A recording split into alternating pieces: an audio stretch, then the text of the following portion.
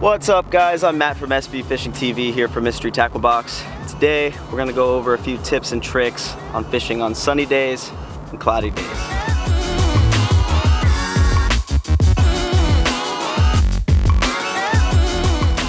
The very first thing you need to think about when you're fishing on sunny days and cloudy days is visibility. So clouds are going to lower the visibility for fish. It's going to make them feel a little bit more comfortable in the water. They're going to leave their cover in their homes. They're going to be roaming a little bit more. They're going to be less afraid of predators. In my eyes, I think it's a little bit easier to catch fish on those cloudy days. So we're going to start off with the bladed swim jig. This is one of my favorite ways to catch them on cloudy days. You can cover a ton of water. You basically fish it just like a spinnerbait. Lipless crankbait, spinnerbaits, top waters, bladed swim jigs, things like that are what I'm throwing on cloudy days.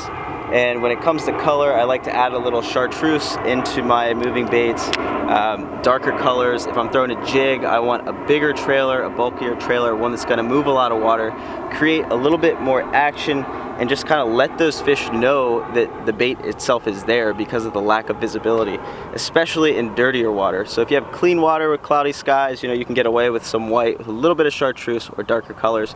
But if it's, cloudy with dirty water, you want big, bulky blacks, purples, black and blue, stuff like that. When I'm fishing a bladed swim jig, this is going on a 7-foot medium heavy fast action rod with 15-pound fluorocarbon.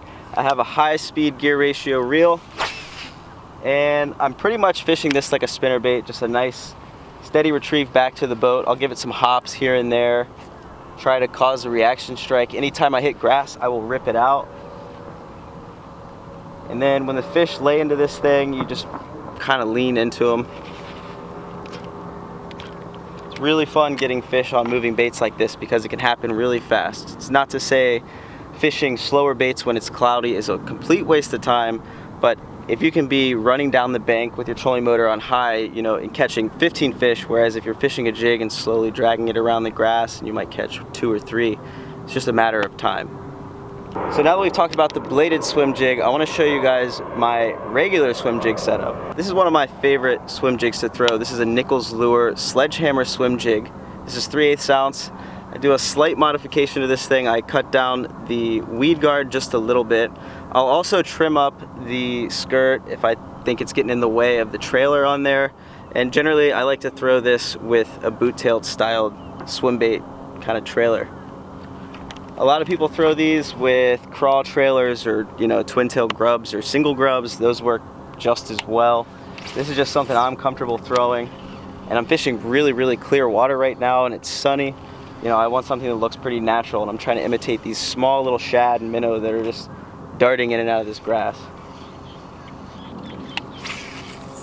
So fishing a swim jig like this with the boot-tailed style trailer, I'm going to be giving it the straight retrieve.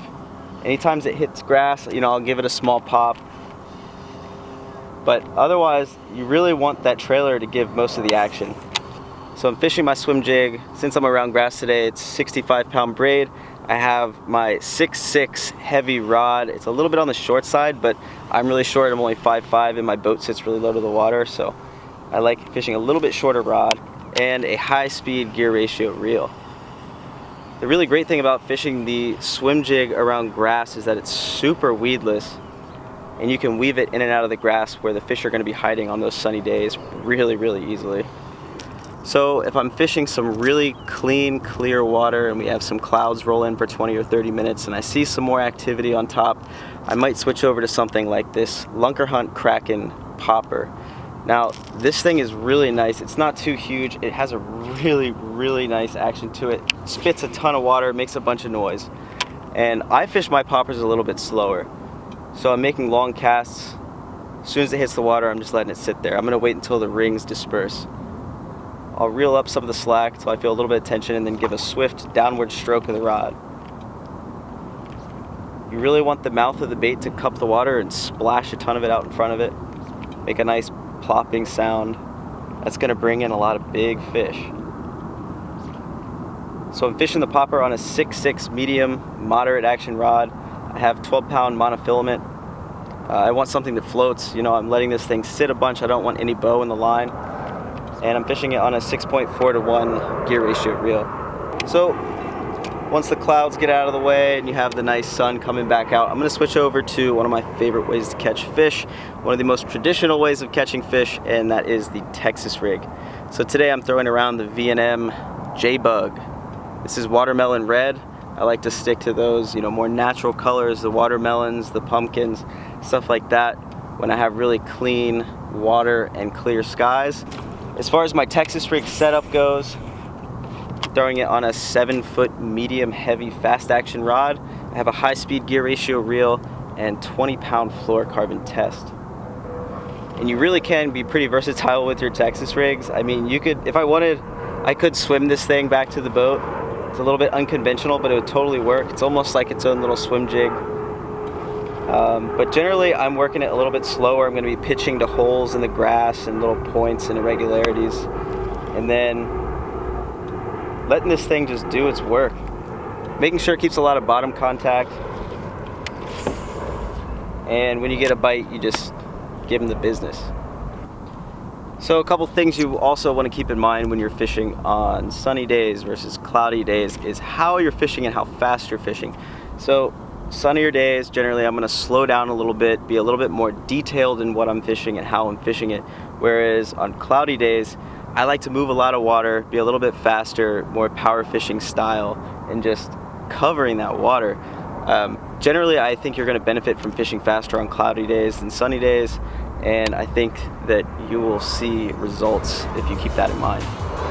I want you guys to go out and experiment on your sunny and cloudy days, take some of the tips that I've given you, and I promise you that you're going to catch some more fish. If you enjoyed this video, make sure you smash that subscribe button on the Mystery Tackle Box YouTube channel. If you want awesome baits like the ones I've showed you today sent to your house every single month, head over to mysterytacklebox.com. Get yourself your own box for as low as $15 a month.